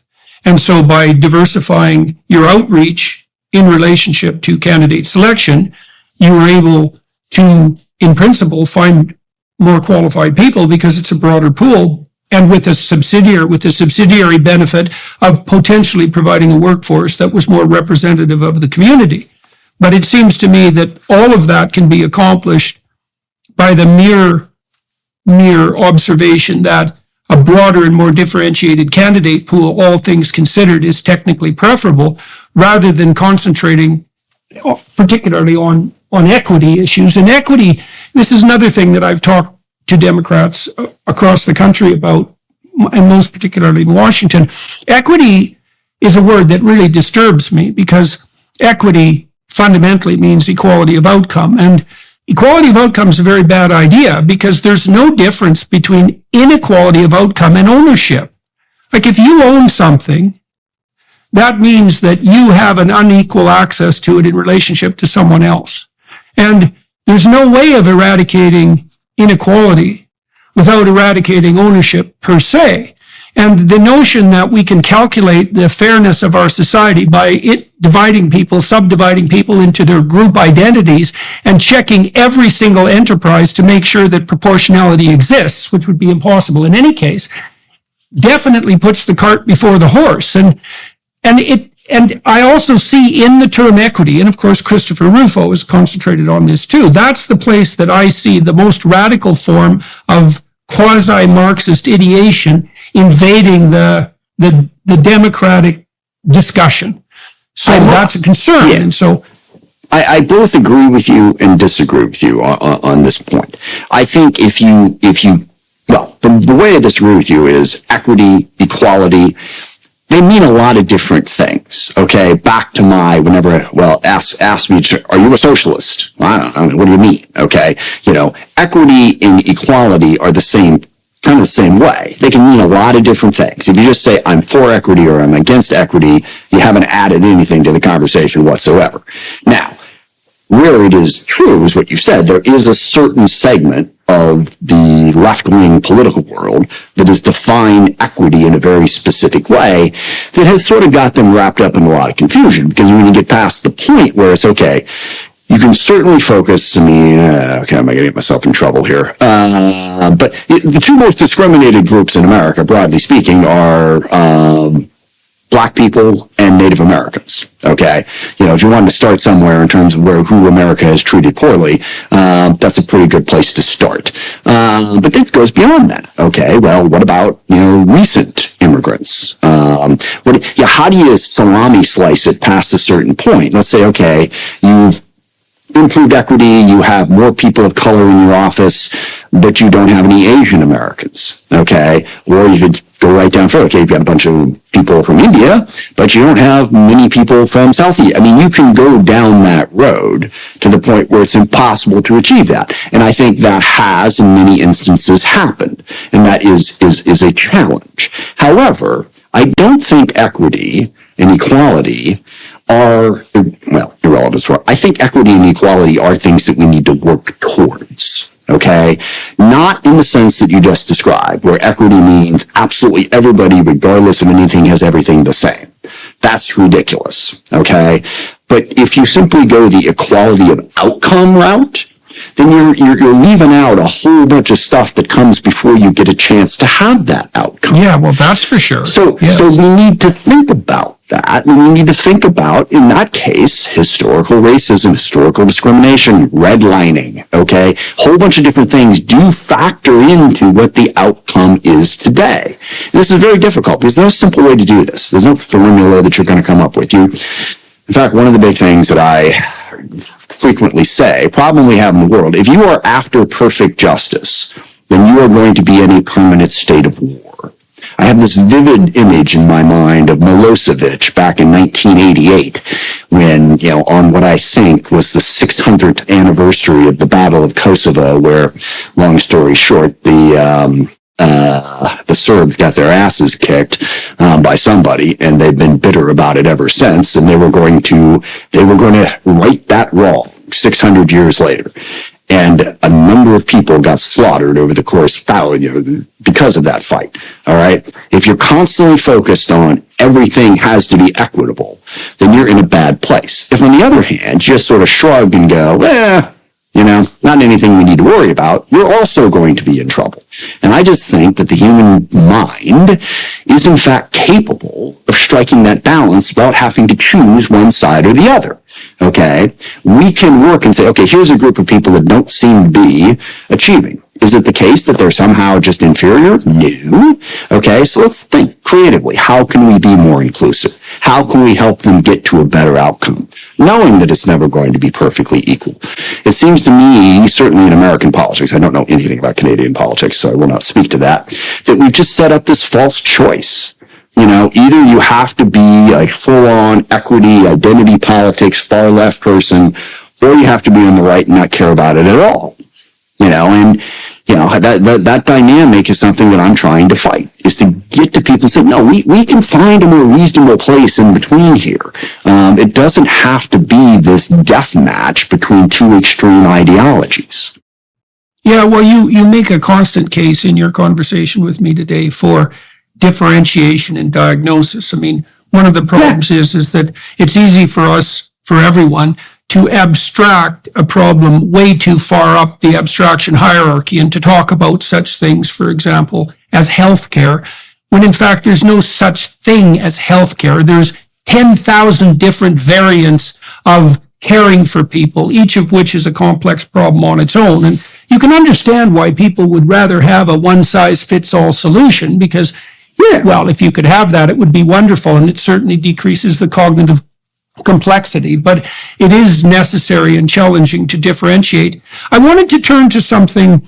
Can I ask you one quick question before we move off? Because I'm interested in your cognitive take on this, because my shorthand to all of this, it's a quote that I quote in my book. I always misquote it because I prefer it this way. But Sue Grafton, who was a mystery writer, she wrote the A to Z, the Kinsey Mahone mysteries.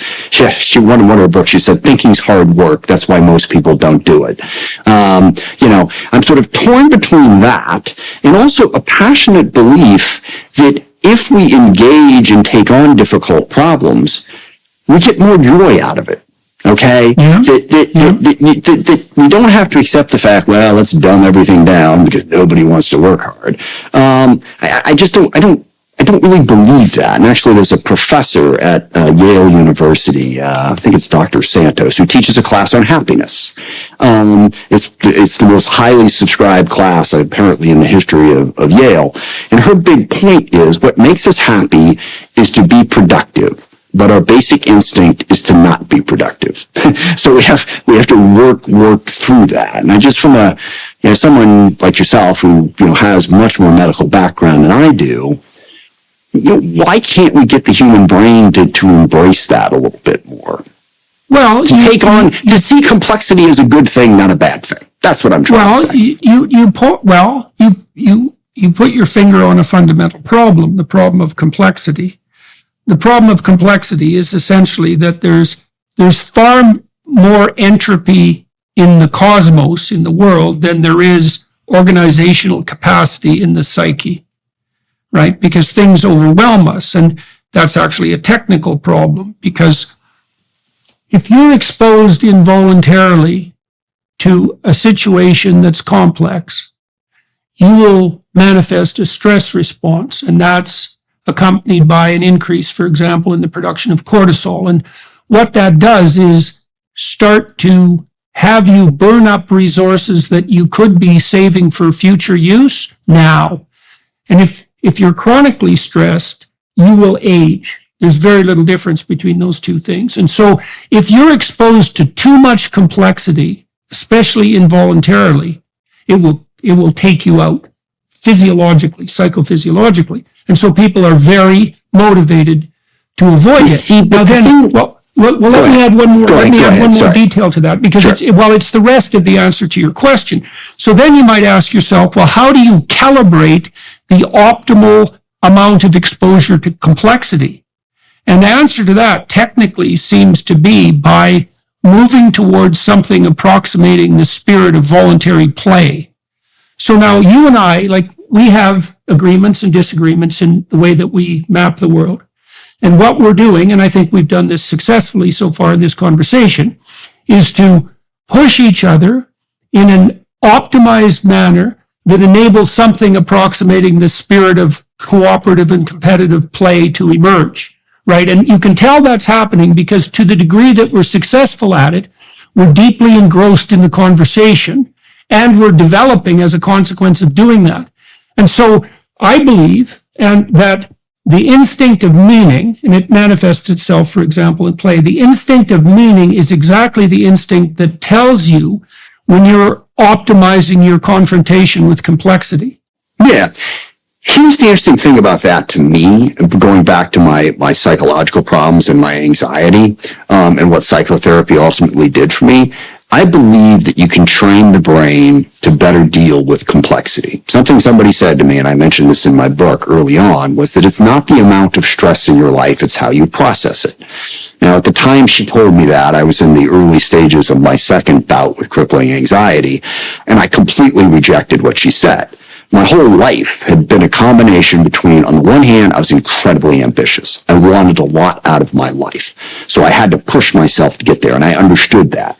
But even as I was doing that, I sort of thought of it as, I've got a tank here, all right? And I'm going to use it up, and then I'm done, okay? And then I got to retreat, and so in my early battles to deal with anxiety, I was focused on, okay, what can I sort of declutter my life, right? How can I change things so I don't have as much stress? But the central insight, she gave me that insight. It took me several years, 3.5 years worth of psychotherapy to understand it, is she's right.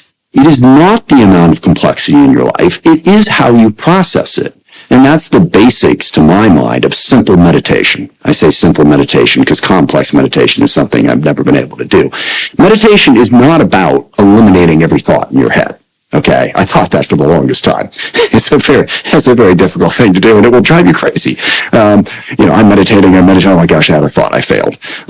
Not the way to do it. The point is, a whole lot of stuff's going to come at you every single day. It's coming at you. All right. Thoughts, feelings, sounds. You have to teach yourself to be able to, from time to time, just sort of let it bounce off.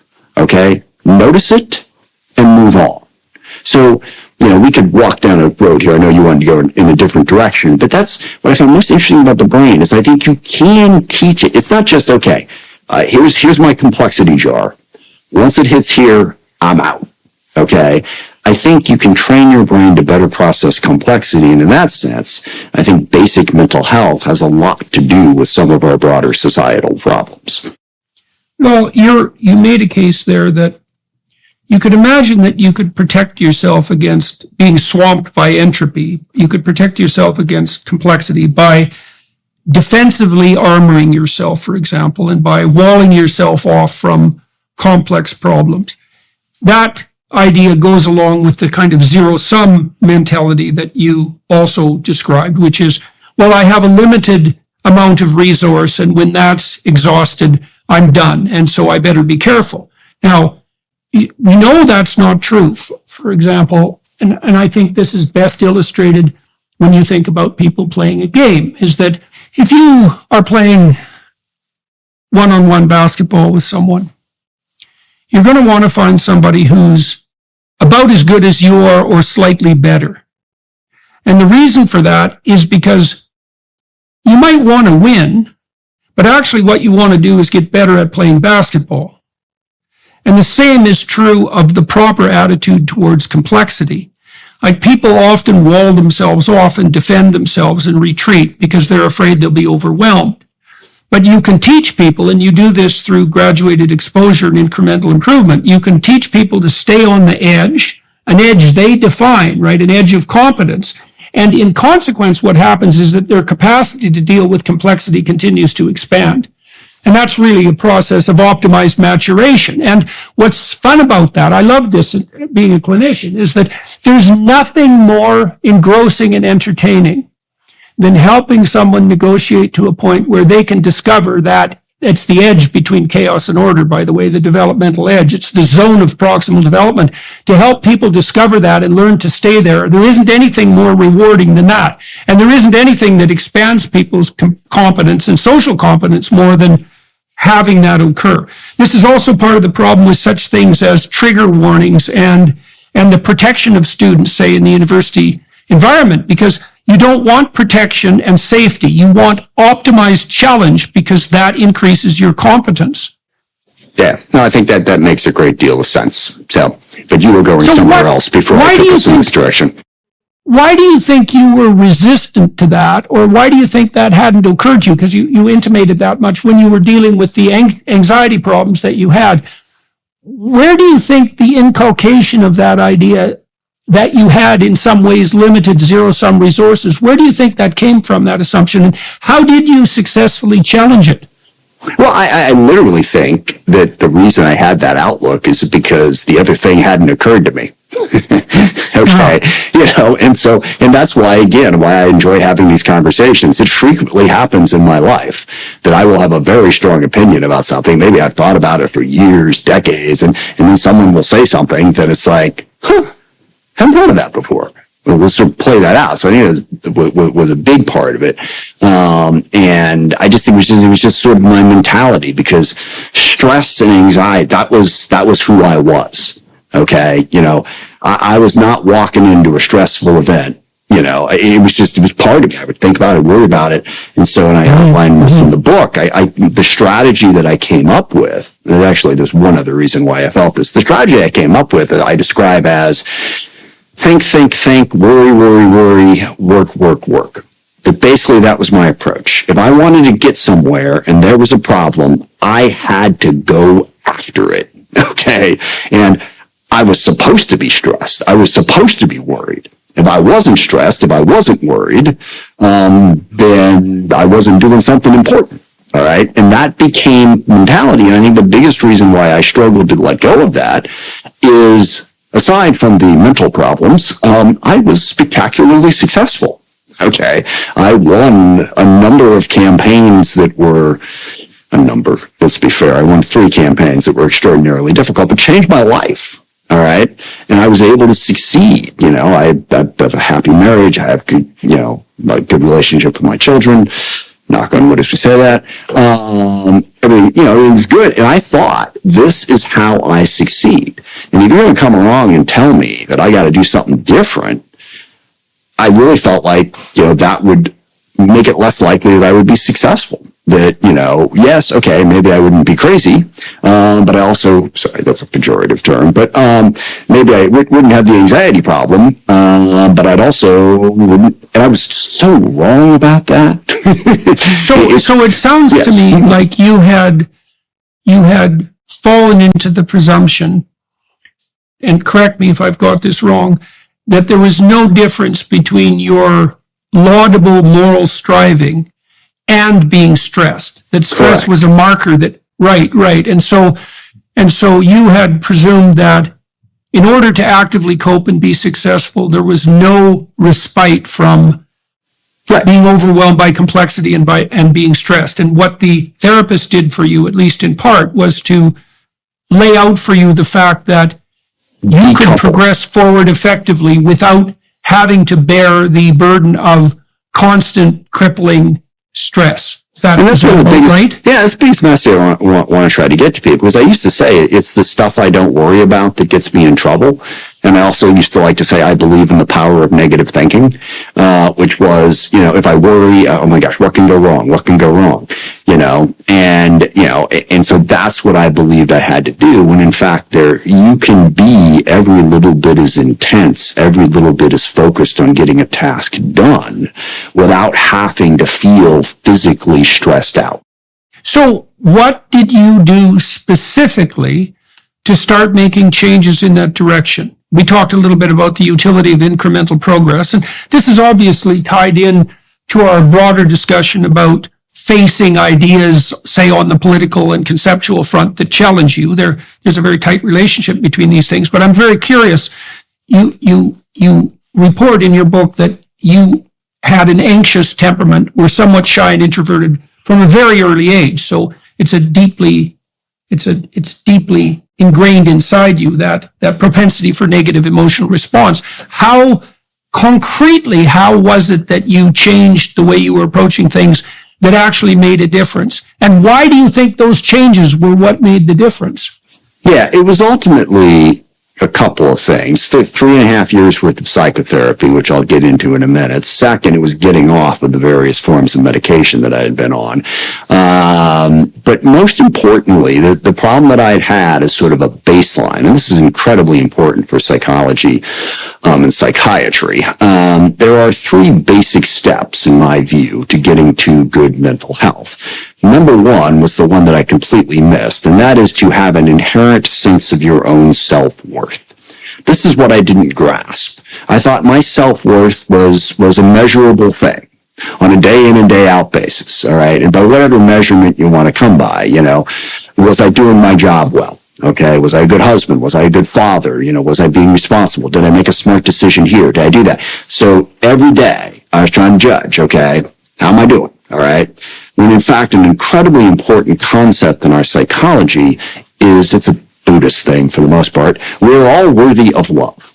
We all have self-worth, and that self-worth is not dependent upon our deeds. And the 3.5 years worth of psychotherapy was me arguing with my psychologist on this point. Because the biggest sticking point for me on this was, wait a second, you're telling me it doesn't matter what we do?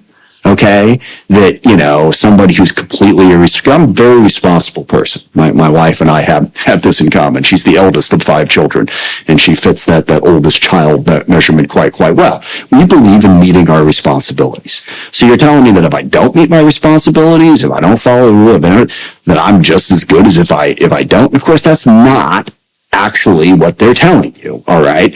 You can work to be better at things, but it's not an existential threat, all right? Just because you make a mistake or do something wrong doesn't mean that your basic self-worth as a human being is out the window. I didn't understand that, okay? I was working my whole life every day to prove that I was worthy.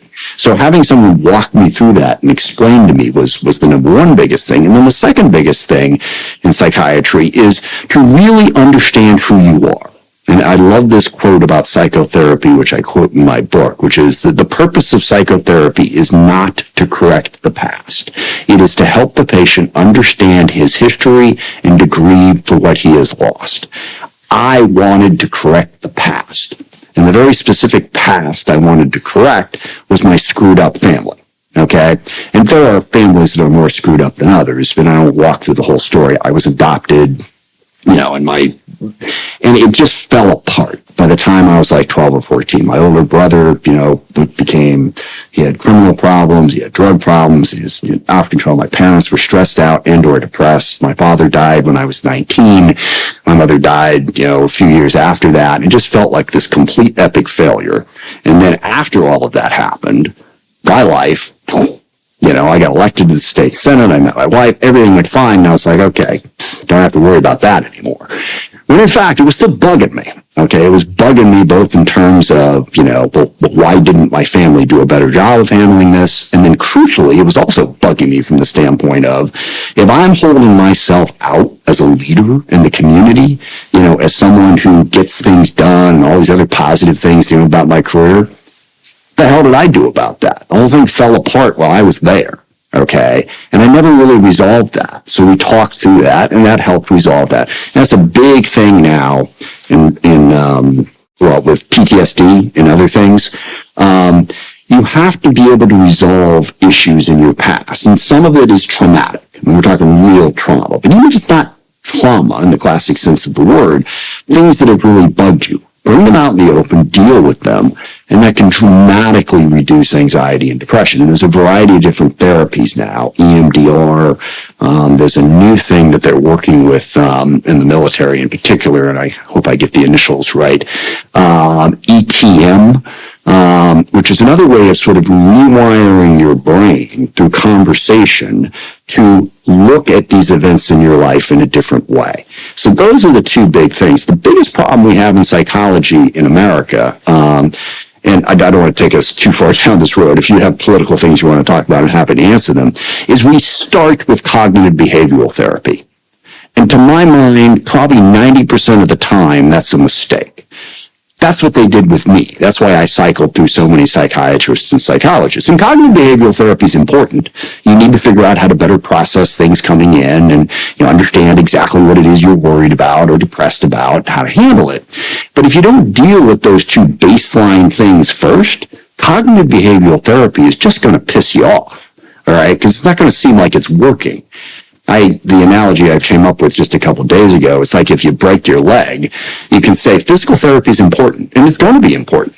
But if you don't set the leg first, okay, and then tell someone, okay, start doing these exercises, it's not going to work very well. So I just don't think we have that order correct. So well, you were suffering by your own admission from a very fundamental theological dilemma, I would say. And so you could imagine that there are ways of justifying your miserable existence, so to speak, and one would be justification through works.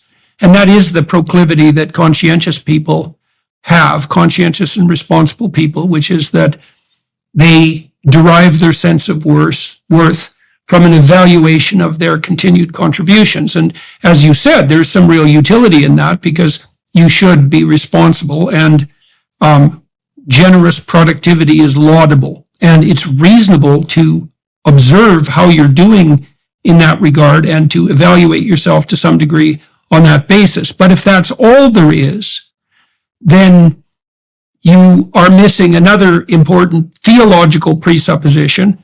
And I'm speaking about those as fundamental presuppositions akin to setting your leg before you start worrying about physiotherapy, is that, there is an axiomatic presupposition that underlies the ethical corpus of the West, that every person is made in the image of God and has intrinsic worth. And that means that, if you think about those as balanced, you could say, well, of course I should strive forward and make the appropriate sacrifices and be useful to myself and my community.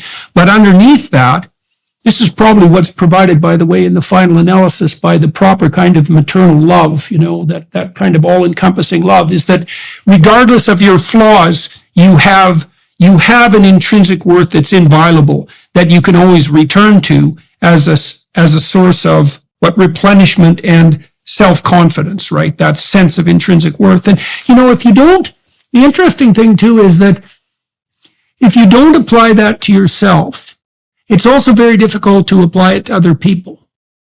Absolutely. And so, and so that's where I cross over into public policy. Okay. That's, and I make that point at the end of my book exactly is, what really helps cure you as well as everyone else. Yes, you have self-worth, but think about that. That means everybody else does too.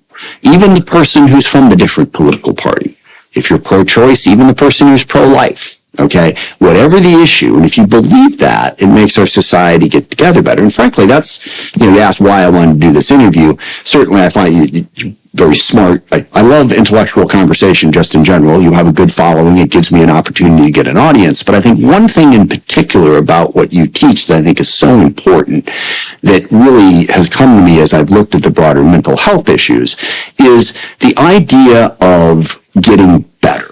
And that needs to be the focus. Because a lot of people talk about the stigma around mental health, and I've had a lot of interviews about that, and I think that is important.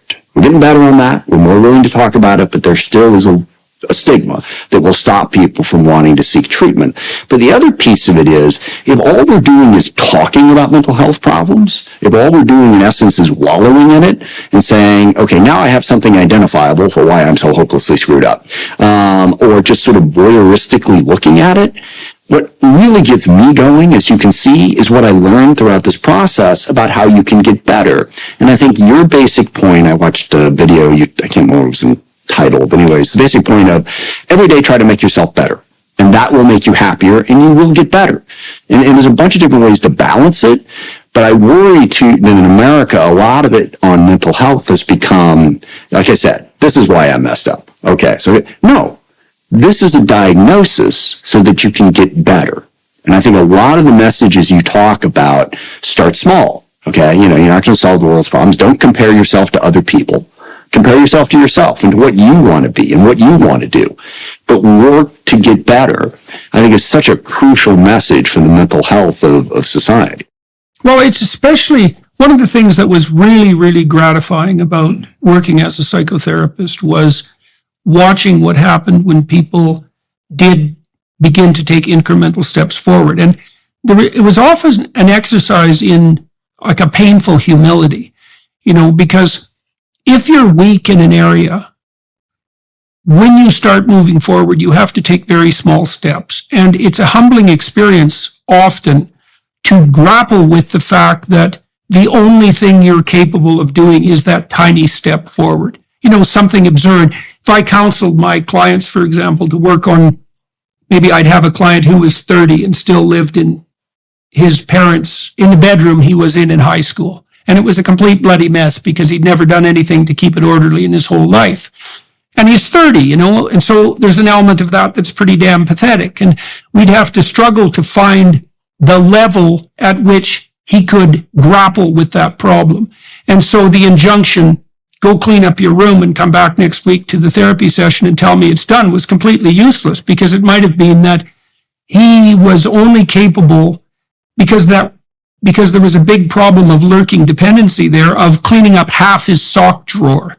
And to realize that that's the best you can do is pretty damn humbling. But the upside, and this is what's so cool, this is part of the Matthew principle, right? To those who have everything, more will be given, is that once you start improving, that improvement accelerates geometrically, not linearly. And so even if you have to start with virtually nothing, that doesn't mean that you won't accelerate extraordinarily rapidly. And that's so fun. It's so fun to help people do that, because they take these tiny steps forward in humility, let's say, and then very rapidly the length of step they can take lengthens remarkably. Yeah.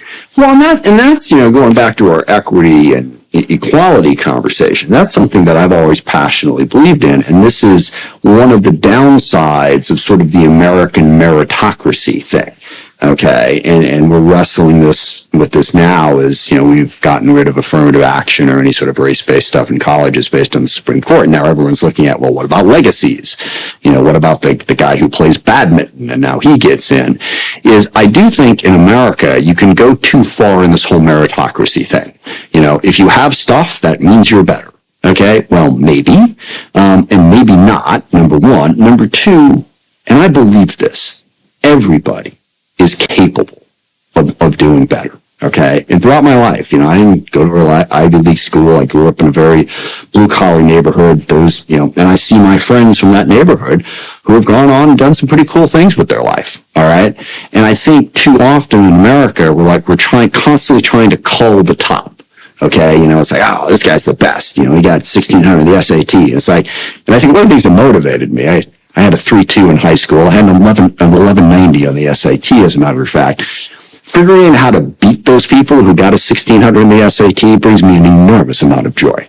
Okay. And I've done it throughout my life, and so when I see other people, oh gosh, he's not that smart. Didn't even go to college, whatever. It's like, no, if you really see people, all right, and work with them, what they're capable of is incredible. And so I get frustrated with both the right and the left on this. I get frustrated with the left that sees people like this and says, oh, you have to really care about this person. They can't really do anything, and you can't put any pressure on them. That's not my experience. And then on the right, when it's like, well, that person doesn't deserve to be here. They haven't done this, they haven't done that, they haven't gotten the scores. Let's just give a little bit here, and we'll see what folks are capable of. And that's what I really, really want to deliver. And it's been my experience in life is, help people. It's funny, that in some ways it was your proclivity to engage in that kind of, let's say, right-wing meritocratic thinking that was actually contributing in no small part to the acceleration of your anxiety. It's so interesting to see that, given that, you are a figure before, but yes. Well, and I mean that is the problem with a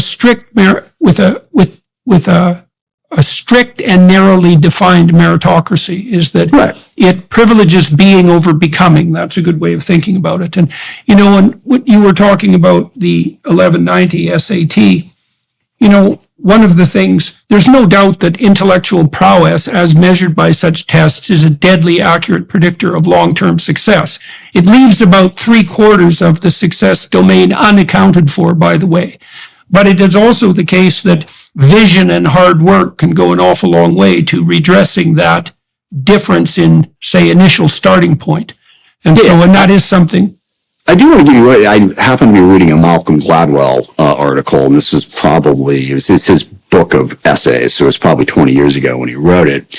And this gets back into some of the racial issues that we face. He was attempting to explain the difference between panicking and choking, which is not terribly relevant here. But one of the things he analyzed was Stanford did a study, I forget when it was that they did this, where they gave the same test with two different explanations. The first time they gave the test, they said, this is an IQ test. This is to measure, how smart you are, basically, how capable you are. And when they gave that test, they gave it to black students and white students. The white students performed significantly better than the black students. But when they gave the same test and said, this is a survey, it isn't measuring anything, we just want to know how you respond to these questions, they performed at the exact same level. And the reason they surmised was because of a lot of the stigma in society, the reputation, black students can't do well on standardized tests, that the black students felt a lot more pressure. Okay, they're like, oh my gosh, this is something I'm not good at, so I better figure this out. I always get the panicking, choking thing mixed up there. One of them is thinking too much. The other one is just choking. Choking is when you think too much. Panicking is when you stop thinking altogether. And they kind of choked because they're like, okay, I got to think through this. I got to be, and that's just not the right way to take that test. And it shows both that, this notion of inherent, capability one way or the other is ridiculous, number one. And number two, we have a long way to go to overcome some of the racial stereotypes in both directions to move towards a more equitable society, if you'll forgive me using that word. Well, your criticisms earlier about the conservative side of things, I think, are apropos there too, is that one of the ways that we overcome the built-in inadequacies of the current system is to provide people with a vision. And one of the things that the left has done much more effectively than the right is to provide a vision, of equality and harmony and movement towards something approximating a utopia. Whereas the right's vision is generally something like less interference is better. And there's some truth in that, but it's not a vision, right? It's the absence of a set of constraints. And it would be lovely to see the left and the right engage in the kind of dialogue that would produce a compelling vision that both sides could engage in. I want to close, because we have to close this side of the conversation fairly soon. I want to close with one more political question, if you don't mind. Sure. It's been very interesting to me to see the response by the two front runners in the 2024 presidential campaign respond to the possibility of engaging in debate. I mean, Biden has, as far as I know, has indicated quite clearly that he's not going to participate in any primary debates. And now we have Trump making exactly the same statement on the Republican side. And to me, first of all, I think this is very bad. I think it's cowardly on both their parts. And I think it's also a huge mistake, because leaders should model that, right? If you're a leader, if you're a genuine leader and you can listen and you can negotiate, you should model that for your people on the stage. And so I think it's a missed opportunity, and I think it's a form of instrumental behavior as well, because both Biden and Trump are assuming, well, we're the front runners and we have nothing except loss on the debate side. And that's not a position that's associated, in my estimation, with confidence and authority, because the proper attitude should be, well, number one, the people deserve to hear us put our ideas forward and to have them challenged, period. And number two, well, if you're the guy, well, why not take the opportunity to indicate that? And so what do you think about the fact that, the two front runners have dropped out of the debate? They've foregone the debate opportunities. Well, I have multiple thoughts about that. As I alluded to earlier, it's always been my philosophy, let's engage. And I'm never afraid of engaging anywhere, anytime, asking whatever question comes at me. I mean, I was doing a forum at the Brookings Institute talking about, I think it was Ukraine specifically, and the Code Pink people stormed the stage and tried to shut it down. And this woman's yelling and asking a question. And I just said, actually, I think that's a really good question. I'd love to have the conversation, which of course she did not want to have. But so I think in general, engage, all right, as much as you possibly can. And number two, from a political standpoint, I'm a huge sports fan, so I tend to use sports analogies. We've gotten almost through this entire interview without me using one. But, if you're ahead and you're playing not to lose, you're losing. That's always been my philosophy. You got to play to win every second, every play. It's funny. I think my wife could hear this, but it's the way I watch baseball. And she's like, my gosh, you would think this was the World Series. It's one inning and one game. And I'm like, and I'm focused on it, all right? Because I just think, you got to try to be doing your best at every second. You get ahead and think you're going to hold on. And I can't exactly explain it, but I've played enough, games in my life to know psychologically, once you get to that place where you're trying to hold on instead of trying to win, you're vulnerable. So you don't want to trying to improve. They're trying to improve, right? Because, well, the thing is, you think about what's happened psychologically. Here's what's happened, is you shifted into a defensive stance. Exactly. And that means all challenge will now be experienced as stress. Now, if you reverse that and say, of course, I'll take the opportunity to debate, then you're taking on the challenge voluntarily. And that produces an entirely different set of not only psychophysiological responses, because it's a challenge rather than a threat, but it also broadcasts a kind of confidence in your own ability to progress that's part and parcel of being willing to engage. It's a much better measure. It's a much better indication of leadership, concretely, right? Merely the willingness to get into the fray. So which we did today. Yes, exactly. So I agree with you as a mistake. The other part of it, though, that I spend a lot of time wondering about, try to be careful about this, but, speaking is something that I'm good at. My whole life, I've been able to articulate ideas in a comfortable and effective way. And I think that is an important part of leadership. But then, and this is my egalitarian side, I guess, what makes me more on the left side of the political spectrum. I'm like, well, is it really the case if you just happen to not be that articulate that you're necessarily a worse leader? Okay, is that the case? Maybe you've got the ideas, maybe you're good in a crisis, you work with the team and do all that, but standing up and giving a speech, not the thing you're best at. And I've certainly worked with colleagues, by the way, who in a million years, I wouldn't want to be sitting on the floor listening to them give a speech, but I know there's someone that I can count on. I know that they're going to do the work, they know the issues, they'll work together.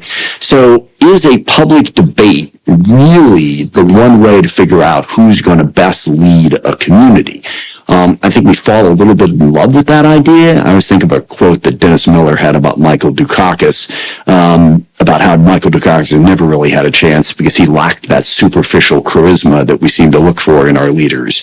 So I'm mindful of that as well. I think people place too much emphasis on the debates.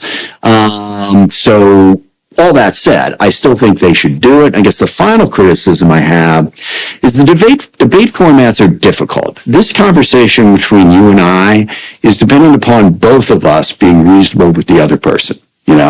Yeah, I'm not going to talk over you. You're not going to talk. If you have a question, you'll interject it, but you do it in a polite and respectful way. You look at the debate that Trump and Biden had, the first one, is that really useful when there's no construct? And then they said, well, you got 1 minute, and then you're done. Well, okay, how informative is that? All right. When I loved chairing the Armed Services Committee because I tried to run it in a fair way. All right. I would include people in the conversation, and not everyone got the same amount of time all the time because that's not how you have a good conversation. You need a moderator who's honestly trying to make sure that we get the issues out in a fair and balanced way. And I guess is that possible in today's era? Is it possible to do that in a way that the two candidates aren't just going to be shouting over each other in an unproductive way? I don't know. Well, I'm really hopeful with regards to political communication on the long form, with regards to long-term format podcasts, because they give people the opportunity to speak in an unscripted manner, relatively deeply, spontaneously, right? Which is a good way of detecting both ability and the proclivity to deceive. and to deepen the political conversation. And, we had these terrible restrictions on broadcast accessibility that were part and parcel of the legacy TV environment, but that's all gone. And so now there's no reason, even for debates, there would be no reason whatsoever not to hold a forum of this sort with a variety of different candidates and actually have a conversation. Because you don't have to, the thing about debates is they're very time limited and structured, and you can see why that's necessary when television bandwidth is hyper expensive, but in some ways there's no reason for that anymore. Anyways, we should stop. I'm going to, for everybody watching and listening, I'm going to continue talking to Congressman Smith on the Daily Wire side, and we'll do what I usually do there and delve into issues that are more autobiographical. I think that's particularly germane in this case because of Congressman Smith's new book, Lost and Broken, My Journey Back from Chronic Pain and Crippling Anxiety. We're going to talk about that in some more detail on the Daily Wire Plus side. Thank you very much for agreeing to talk to me. Hopefully that'll set a trend on the Democrat side. I guess we'll find out, or at least somewhat of a trend, because it would be lovely to be able to have discussions that reach across the aisle and to attempt to reverse some of this terrible proclivity towards polarization that really threatens the integrity, I would say, of the West, the integrity of the U.S., the integrity of the West more broadly. So it's much appreciated. For everyone watching and listening, please join us on the Daily Wire Plus side for an additional half an hour. And thank you to the Daily Wire Plus for making this conversation possible. Pleasure to talk to you, sir. Likewise, I appreciate the chance. Thank you.